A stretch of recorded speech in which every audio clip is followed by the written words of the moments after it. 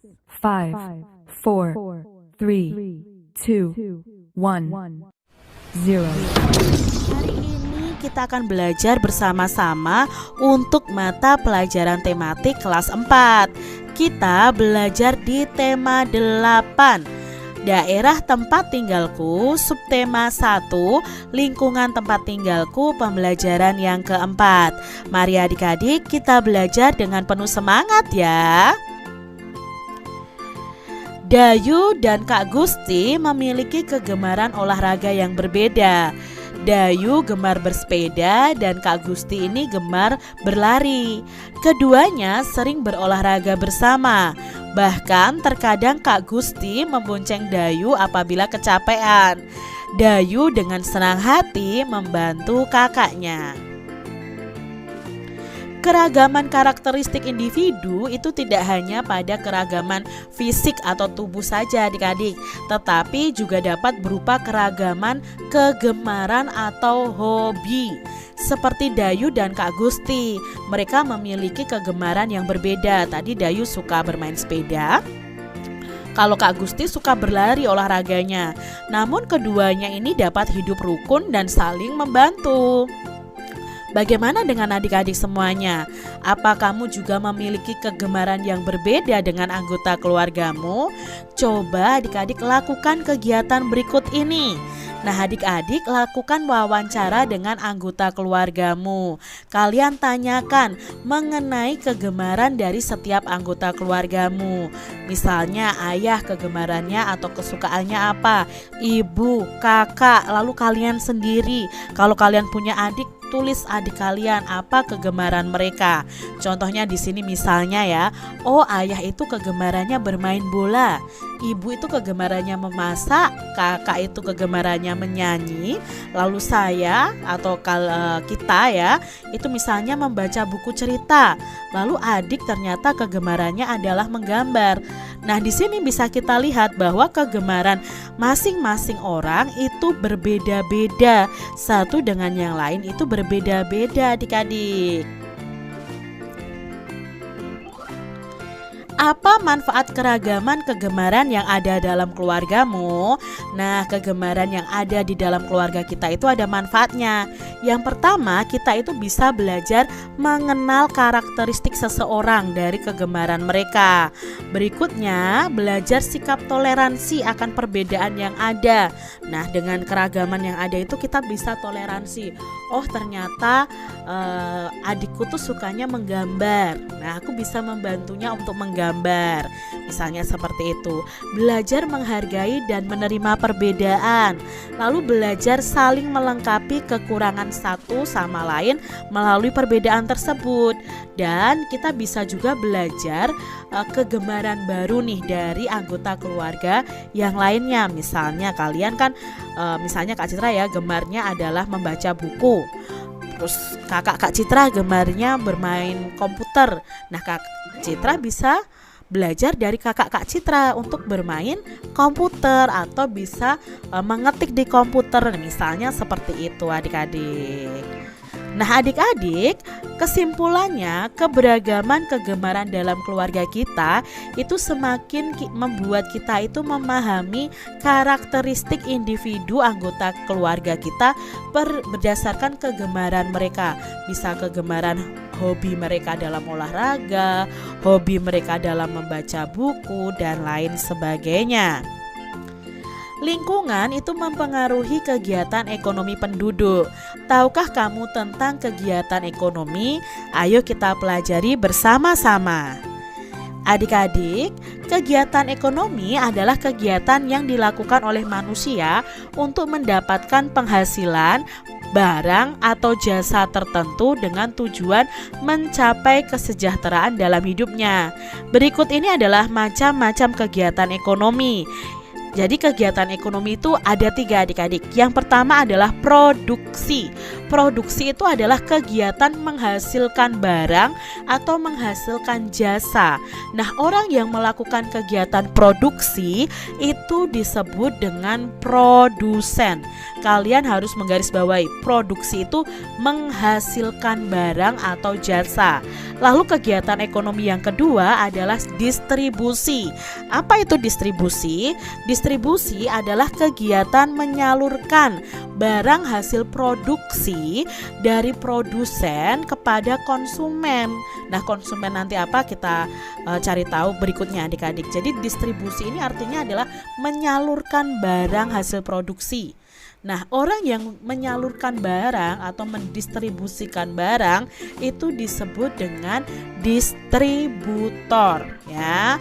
Lalu berikutnya kegiatan ekonomi yang ketiga adalah konsumsi. Konsumsi adalah kegiatan memakai barang hasil produksi tadi.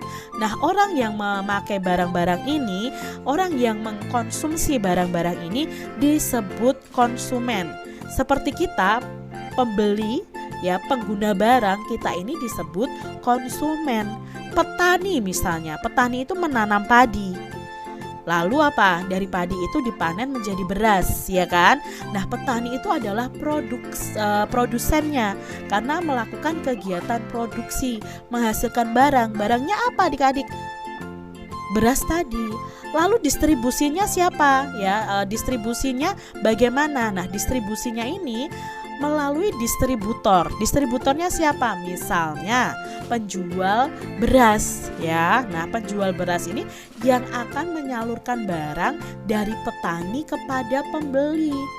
Nah, konsumennya siapa? Konsumennya kita yang membeli beras tersebut dari toko atau dari pedagang. Ya, itu adalah macam-macam kegiatan ekonomi dan contohnya adik-adik. Sekarang di sini ada bacaan Kabupaten Tabanan. Adik-adik masih ingat ya tentang Pulau Dewata atau Pulau Bali. Nah, di Pulau Bali ini ada namanya Kabupaten Tabanan. Nah, Tabanan merupakan salah satu kabupaten di Provinsi Bali. Kabupaten ini terletak di bagian selatan Pulau Bali. Daerah Tabanan didominasi oleh pegunungan dan pantai. Sepertiga wilayah Kabupaten Tabanan digunakan sebagai lahan persawahan sehingga kabupaten ini dikenal dengan daerah agraris. Potensi keunggulan Kabupaten Tabanan adalah di bidang pertanian adik-adik. Sebagian besar mata pencaharian penduduknya adalah petani. Hasil pertanian di Kabupaten Tabanan ini berupa padi dan sayuran. Sayuran dihasilkan di daerah bertopografi tinggi seperti Batu Riti, ya. Hasil sayuran digunakan untuk memenuhi kebutuhan hotel, restoran dan supermarket di Bali. Karena Bali ini adalah pulau wisata, jadi di sana itu banyak hotel, banyak restoran adik-adik, dan mereka membutuhkan bahan-bahan sayuran untuk mengolah makanan untuk tamu-tamu atau wisatawan dari luar negeri bahkan dan dari dalam negeri. Selain pertanian, ternak unggulan Kabupaten Tabanan adalah ayam. Peternakan ayam buras, petelur, dan pedaging itu berada di Desa Udu dan Bolangan, Kecamatan Penebel. Nah, di Kabupaten Tabanan juga berkembang industri kerajinan seperti anyaman bambu, keramik, gerabah, logam, dan perak. Industri ini berkembang di Desa Pejanten, Kecamatan Kediri yang ada di Bali. Objek wisata di Kabupaten Tabanan juga berkembang pesat loh. Objek wisata tersebut antara lain di Tanah Lot ya. Nah, Kak Citra sudah pernah ke Tanah Lot ini, Alas Kedaton.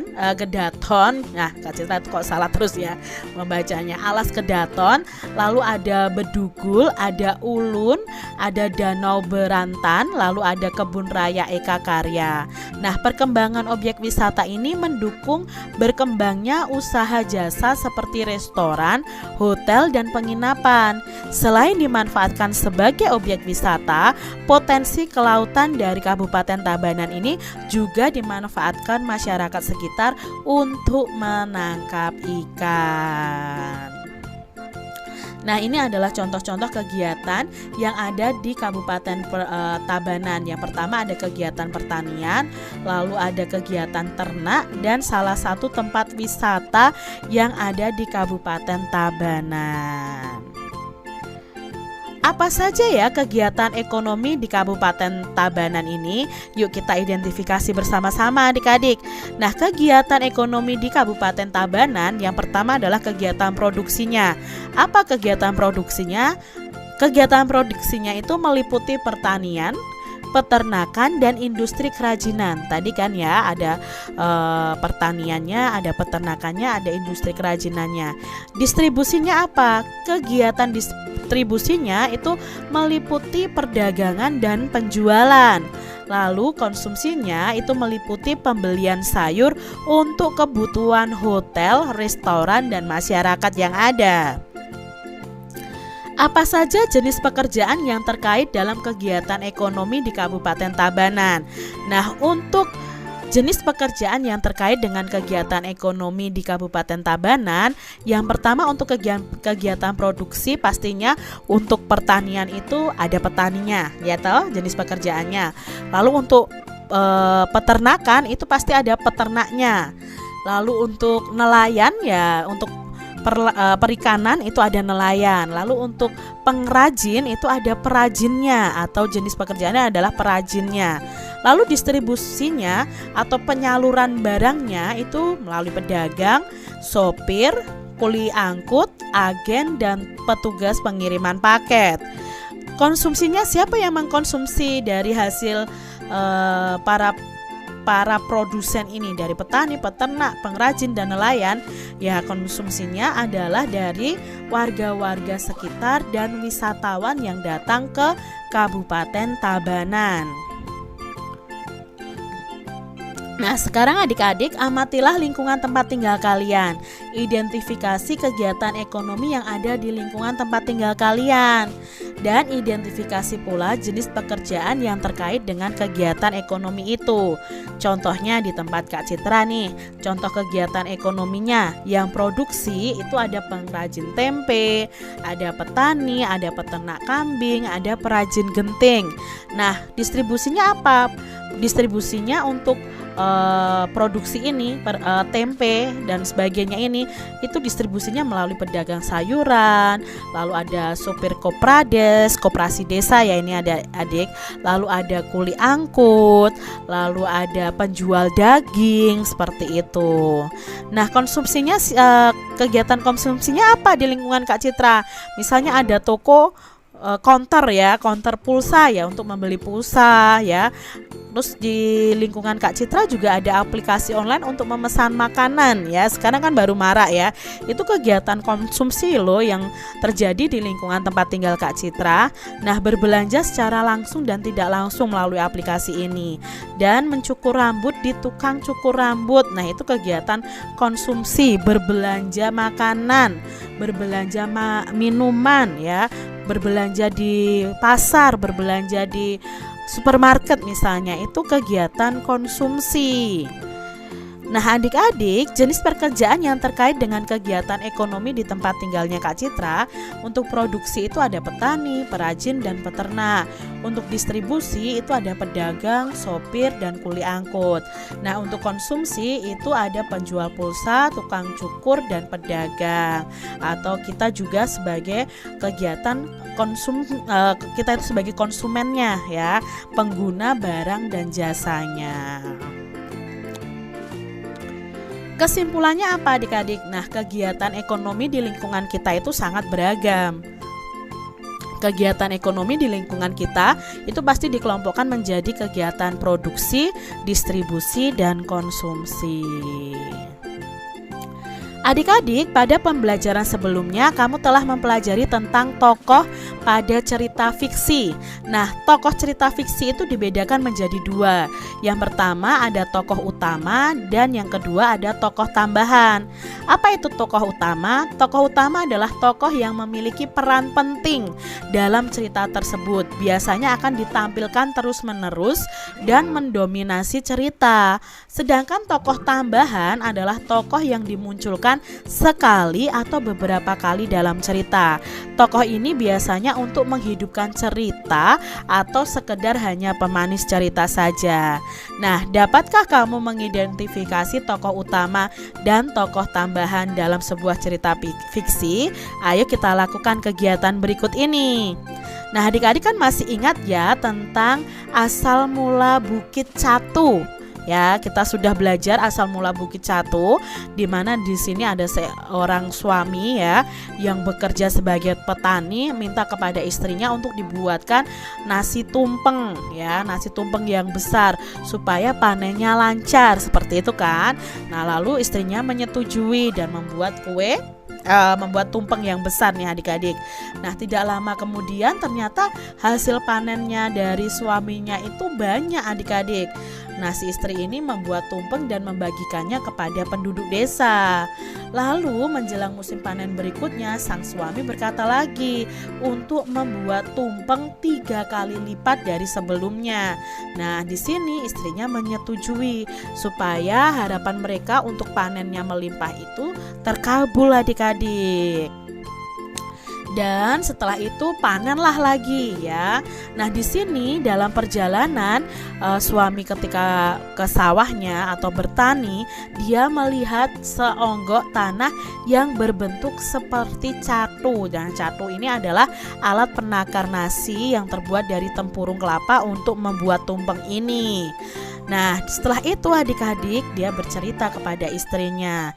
Nah, bagaimana kalau kita membuat beberapa catu nasi? Siapa tahu kalau membuatnya hasil panen kita akan semakin melimpah. Itu kata suaminya ya. Lah, lalu akhirnya apa? Sejak saat itu si istrinya itu rajin membuat catu nasi ya. Setiap catu nasi yang dibuatnya ia niatkan untuk menambah hasil panennya. Namun anehnya di sini saat pergi ke sawah, onggokan tanah tadi semakin membesar. Rupanya setiap si istri ini membuat catu nasi, saat itu pula onggokan tanah itu membesar sehingga lama-kelamaan menjadi sebuah bukit adik-adik. Nah, setelah si petani dan istrinya berhenti membuat catu nasi, onggokan tanah itu pun berhenti membesar. Nah, sejak saat itu onggokan tanah itu disebut dengan Bukit Catu. Nah, kita sekarang akan identifikasi bersama-sama nih adik-adik. Menurut adik-adik, siapa tokoh utama dalam cerita berjudul Asal Mula Bukit Catu? Nah, tokoh utama kan yang diceritakan secara terus-menerus. Berarti di sini adalah suami dan istri. Ya, suami istri petani tadi yang berprofesi sebagai petani. Mengapa tokoh tersebut termasuk tokoh utama adik-adik? Coba jelaskan alasanmu. Mengapa ya termasuk tokoh utama? Ya karena tokoh suami dan istri ini memiliki peranan sebagai pengemban peristiwa dalam sebuah cerita, sehingga peristiwa tersebut mampu terjalin sebagai cerita. Selain itu, mereka juga berfungsi sebagai pembawa pesan, amanat, dan moral atau sesuatu yang ingin disampaikan oleh pengarangnya. Ya, jadi sini ya tokoh utamanya adalah suami dan istri yang bekerja sebagai petani tadi. Lalu adik-adik, menurut adik-adik siapa tokoh tambahan dalam cerita berjudul Asal Mula Bukit Catu tadi? Nah, tokoh tambahannya hanya penduduk desa. Mengapa ya adik-adik ya? Tokoh tersebut itu dimasukkan dalam tokoh tambahan. Nah, alasannya adalah tokoh penduduk desa ini dimunculkan sekali atau beberapa kali saja dalam cerita. Tokoh ini hanya untuk menghidupkan cerita atau sekedar pemanis cerita. Jadi hanya sebagai tokoh sampingan saja. Itu tadi adik-adik, mengidentifikasi tokoh utama dan tokoh tambahan dalam cerita. Pelajaran yang kelima. Mari adik-adik kita belajar dengan penuh semangat ya. Keluarga besar Beni berasal dari Medan, Sumatera Utara. Namun ayah dan ibu Beni merantau dan menetap di Jakarta. Ada juga paman Beni yang merantau ke Jambi. Paman Beni bernama Tagor. Tahukah kamu Pulau Sumatera itu? Nah, adik-adik, di sini Kak Citra punya Pulau Sumatera. Lingkarilah letak tempat tinggal Paman Tagor di Jambi. Nah, adik-adik, di Jambi itu yang Kak Citra lingkari ini ya. Lalu lingkarilah tempat tinggal keluarga besar Beni yang ada di Medan. Di Medan itu yang ada di sini adik-adik.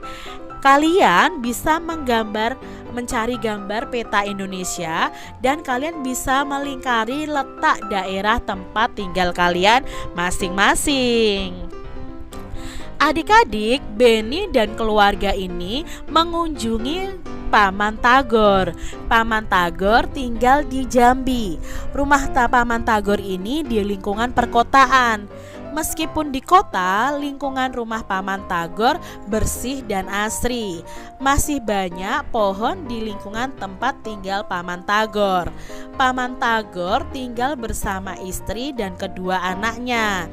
Anak Paman Tagor itu bernama Gultom dan Puspa. Amatilah gambar di bawah ini adik-adik. Identifikasilah keragaman karakteristik individu pada gambar di bawah ini dan kalian bisa menuliskan di buku tulis kalian. Nah, di sini ada keragaman karakteristik dalam fisiknya, ya kan? Ini adalah keluarga dari Beni, ini adalah keluarga dari Paman Tagor ya. Tentunya fisik, wajah, rambut mereka berbeda-beda adik-adik. Bahkan ukuran tubuh mereka pun berbeda. Misalnya Paman Tagor itu gemuk pendek ya. Lalu ayahnya Beni itu tinggi dan langsing. Ya, dan di sini rambutnya pun juga berbeda-beda. Ada yang lurus, ada yang panjang, ada yang pendek. Jadi ada keragaman karakteristik individu. Pada pembelajaran sebelumnya kita telah mempelajari tentang keragaman karakteristik individu. Nah, kamu telah mempelajari karakter individu itu berupa keragaman fisik dan keragaman kegemaran di lingkungan keluarga. Nah, sekarang mari kita pelajari keragaman sifat. Ya, setiap manusia itu punya sifat individu. Apa saja sifat individu yang telah kamu ketahui? Mari kita amati gambar-gambar berikut ini. Adik-adik, amatilah gambar berikut. Identifikasilah keragaman sifat individu berdasarkan gambar berikut ini. Kalian lihat di sini adik-adik, ada 5 gambar yang akan kita identifikasi bersama-sama bagaimana karakter anak tersebut, bagaimana karakter dari orang tersebut. Yang pertama di sini ada seorang anak yang sedang membersihkan rumahnya, menyapu rumahnya. Nah, di sini berarti sifat anak ini adalah anak yang rajin adik-adik. Lalu yang kedua, sudah jam 9 malam ya masih nonton televisi, tidak mau belajar. Berarti anak ini memiliki sifat pemalas adik-adik ya. Selanjutnya yang ketiga, lihat ini, gara-gara kamu mainan kakak jadi rusak. Menurut adik-adik, anak ini sifatnya bagaimana? Ya, dia ini pemarah. Lalu yang keempat ya, ada anak yang menolong temannya yang jatuh. Kamu tidak apa-apa kan? Menurut adik-adik semuanya, sifat anak ini bagaimana? Ya, dia ini anak yang peduli, anak yang suka menolong adik-adik. Lalu yang kelima, nah anak ini disuruh belanja ibunya. Lalu ketika kembali, uang kembaliannya ya, uang kembalian dari berbelanja itu dikembalikan kepada ibunya. Berarti ini anak yang bagaimana? Ya, ini anak yang memiliki sifat yang jujur. Nah, ini tadi adik-adik contoh sifat-sifat. Jadi ada rajin, ada pemalas, ada pemarah, ada peduli, ada yang jujur. Benny senang berlibur di rumah Paman Tagor. Nah, Paman Tagor ini memiliki banyak koleksi buku. Buku-bukunya itu disimpan di perpustakaan. Benny sering diajak oleh Gultom dan Puspa untuk membaca buku di perpustakaan rumahnya. Mereka sangat senang membaca buku cerita. Salah satu buku cerita yang mereka suka itu berjudul Kisah Putri Tangguh. Tahukah kamu tentang cerita tersebut, adik-adik? Mari kita simak cerita tentang Kisah Putri Tangguh. Putri Tangguh tinggal bersama suami dan ketujuh anaknya di daerah Jambi. Putri Tangguh ini memiliki sepetak sawah yang ditanami padi. Anehnya, setelah selesai panen, padinya itu selalu muncul dan siap untuk dipanen kembali.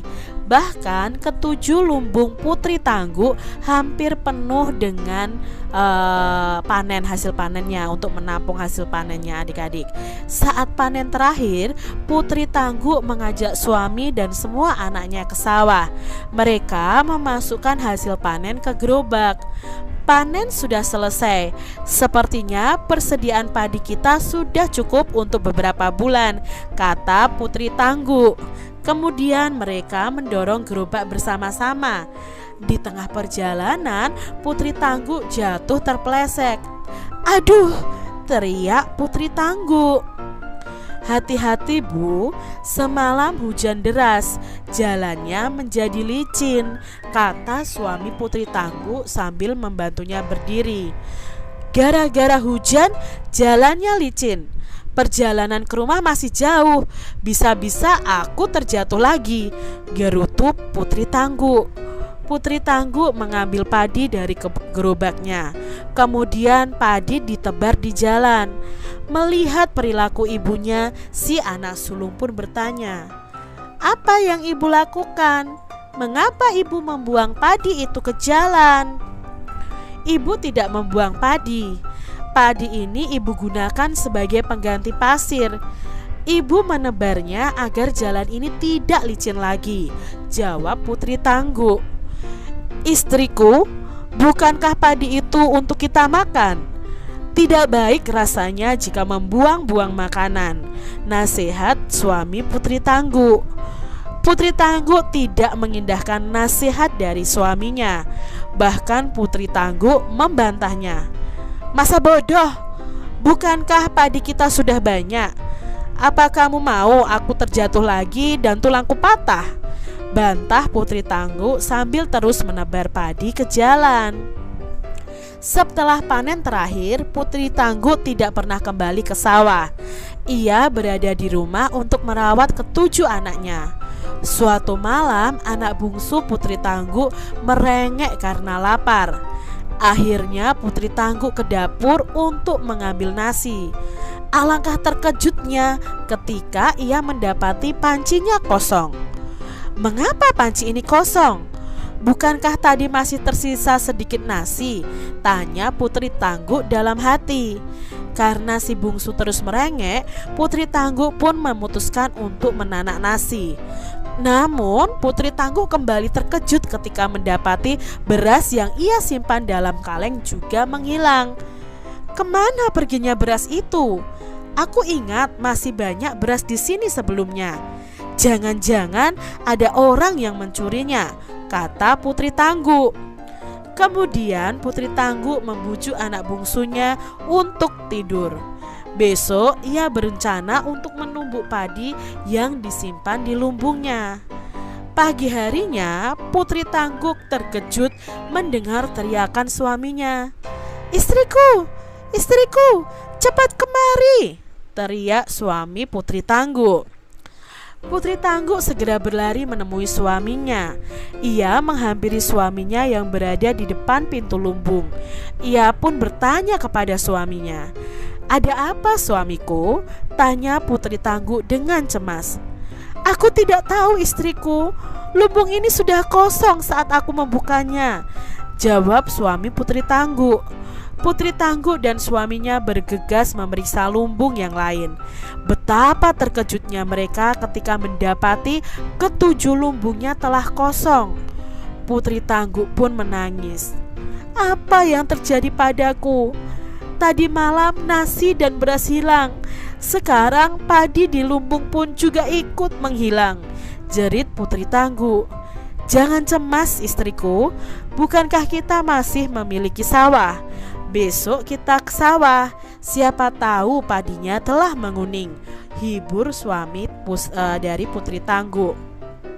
Keesokan paginya Putri Tangguh mengikuti suaminya ke sawah dengan cemas. Setibanya di sawah, tangis Putri Tangguh ini semakin keras karena mendapati sawahnya telah berubah menjadi semak belukar. Putri Tangguh ini menangis seharian. Bahkan ia tidak mampu pulang dan menunggui sawahnya hingga tertidur. Dalam mimpinya, Putri Tangguh didatangi segerombolan padi yang dapat bicara. "Hei Putri Tangguh, inilah buah dari kesombonganmu. Masih ingatkah engkau ketika membuang kami ke jalan?" tanya padi-padi itu. "Kamu telah menghina kami. Kau telah menjadikan kami pasir untuk alas jalanmu. Kami ini dipanen untuk dimakan, bukan untuk dibuang sembarangan. Dengan membuang kami, berarti kamu tidak membutuhkan kami untuk makananmu," kata padi-padi itu lagi. Putri Tangguh hanya bisa diam dan tidak menjawab. Ia menyesali kebodohannya. Ia pun meminta maaf kepada padi-padi itu. "Tak bisakah kalian memaafkanku? Aku telah menyesali perbuatanku," kata Putri Tangguh sambil menangis. "Sekarang kau dan keluargamu harus bekerja keras. Bersihkan sawah ini, bajaklah, lalu tanamlah kami kembali. Setelah 3 bulan barulah kalian dapat memanen kami kembali," jawab padi-padi itu. Ketika Putri Tangguh ingin menjawab, ia tersentak bangun dari tidurnya. Putri Tangguh pun kembali pulang. Kemudian ia menceritakan mimpinya kepada suaminya. Keesokan harinya keluarga Putri Tangguh ini bergotong royong membersihkan sawah dan menanam padi. Ia dan keluarganya merawat sawah dan menjaga padinya dengan baik. Mereka menunggu dengan sabar hingga padi yang mereka tanam siap dipanen. Putri Tangguh juga berjanji tidak akan menyia-nyiakan sebutir padi pun hasil panen dari sawahnya. Nah, itu tadi adik-adik ya, kisah tentang Putri Tangguh. Diambil dari dongengceritarakyat.com. Nah, adik-adik, dalam cerita itu terdapat tokoh yang memiliki sifat yang baik hati. Nah, tokoh yang bersifat baik hati itu disebut dengan tokoh protagonis. Lalu ada pula tokoh yang memiliki sifat yang jahat. Nah, tokoh yang sifatnya jahat itu disebut dengan tokoh antagonis. Jadi kalau yang tokohnya baik hati itu protagonis, kalau yang jahat itu antagonis. Nah, adik-adik, dari cerita tadi tentang kisah Putri Tangguh tadi, apakah kalian tahu siapa tokoh protagonis dan tokoh antagonis dalam cerita tersebut? Mari kita cari tahu bersama-sama adik-adik. Apa jenis cerita fiksi berjudul Kisah Putri Tangguh tadi? Nah, tadi adalah cerita rakyat, yaitu legenda. Siapa tokoh dalam cerita berjudul Kisah Putri Tangguh tadi? Nah, tokohnya itu ada Putri Tangguh, lalu ada suami dari Putri Tangguh, lalu ada si sulung anak Putri Tangguh, lalu tadi ada juga si anak bungsu juga ya adik-adik ya. Siapa tokoh utama dan tokoh tambahan dalam cerita di depan? Nah, di sini tokoh utamanya adalah Putri Tangguh dan suaminya. Sedangkan tokoh tambahannya adalah si sulung dan si bungsu adik-adik. Siapa tokoh protagonis dalam cerita tadi dan jelaskan alasanmu mengapa dia itu tokoh protagonis. Nah, tokoh protagonisnya adalah suami Putri Tangguh dan si bungsu serta si sulung. Alasannya tadi mereka itu mau mengingatkan Putri Tangguh untuk tidak membuang-buang padi. Menurut adik-adik dalam cerita tadi, siapa tokoh antagonis? Nah, antagonis tadi yang berperan jahat ya dalam cerita di depan, lalu jelaskan alasanmu. Nah, tokoh yang antagonis di sini adalah Putri Tangguh. Karena alasannya apa? Tokoh ini sangat jahat. Dia membuang-buang padi ya, yang padinya harusnya dibuat untuk makan, untuk membuat nasi ya, malah dibuang untuk jalan, untuk diinjak-injak adik-adik. Jadi di sini tokoh antagonisnya adalah Putri Tangguh. Saat membaca di perpustakaan rumah, Gultom dan Puspa bercerita kepada Benny. Mereka menceritakan tentang kebiasaan ayah mereka. Paman Tagor dulu suka menggendong Gultom dan Puspa sambil menyanyikan lagu yang berjudul Injit-Injit Semut. Nah, lagu tersebut merupakan lagu dari Jambi adik-adik. Kalian bisa cari tahu ya adik-adik ya, lagu Injit-Injit Semut melalui YouTube ya adik-adik. Kalian belajar lagu Injit-Injit Semut ini. Ini adalah lagu daerah Sumatera Timur. Bernyanyi dengan baik itu membutuhkan teknik adik-adik, seperti intonasi dan tempo. Nah, intonasi merupakan cara bernyanyi mencapai ketepatan bunyi tiap nadanya. Bunyi nada yang tepat akan menghasilkan suara yang tidak sumbang dan enak didengar adik-adik. Untuk mendapatkan intonasi yang baik, maka kamu dapat menyanyikan nada-nada berikut secara berulang tanpa mengandalkan otot leher dan berteriak. Nah, nada-nada tersebut dapat dinyanyikan dengan tempo lambat, sedang, dan cepat. Kecepatan lagu itu diukur dengan alat pengukur yang namanya itu disebut dengan metronom Maelzel ya, atau disingkat mm. Ini adik-adik contohnya. Nah, metronom Maelzel ini akan memberikan petunjuk seberapa cepat atau lambatnya lagu dinyanyikan. Sebagai contoh, lagu Timang-Timang Anakku Sayang ditulis dengan tempo andante. Nah, kecepatan tempo andante itu 72 sampai 76 mm. Mm tadi adalah metronom Maelzel. Nah, artinya lagu harus dinyanyikan dalam kecepatan 72 sampai 76 ketukan yang tetap dalam waktu 1 menit. Nah, mm ya, metronom Maelzel 72 sampai 76 ini termasuk dalam tempo sedang. Nah, sekarang kita belajar tentang tempo lagu. Tempo lagu itu dikelompokkan menjadi 3 adik-adik. Yang pertama adalah tempo lambat ya. Nah, tempo lambat ini contohnya adalah lento.